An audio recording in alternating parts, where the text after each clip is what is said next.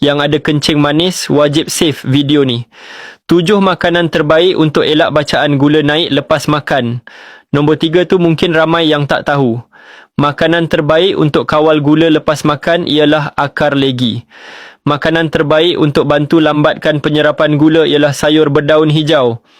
Makanan terbaik untuk stabilkan tenaga ialah telur rebus. Makanan terbaik untuk bantu rasa kenyang lebih lama ialah ikan bakar. Makanan terbaik untuk elak craving manis ialah kekacang tanpa garam. Makanan terbaik untuk bantu kawal gula secara semula jadi ialah peria katak. Makanan terbaik untuk stabilkan gula waktu malam ialah sup sayur tanpa minyak.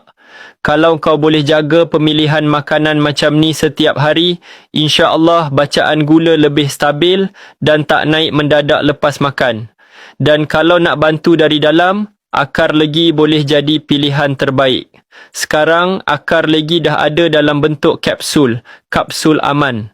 Kajian dari Universiti Putra Malaysia, UPM, sahkan akar legi mengandungi glycyrrhizin, bahan aktif yang bantu turunkan gula dalam darah dan lindungi pankreas. Ambil 1 hingga 2 biji sehari lepas makan. 1 botol ada 30 biji. Cukup untuk sebulan.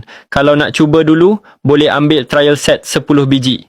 Like dan share video ni. Dan jangan lupa save untuk rujukan. Esok aku nak kongsikan 5 jenis lauk yang nampak biasa, tapi boleh trigger gula naik perlahan-lahan. Tunggu.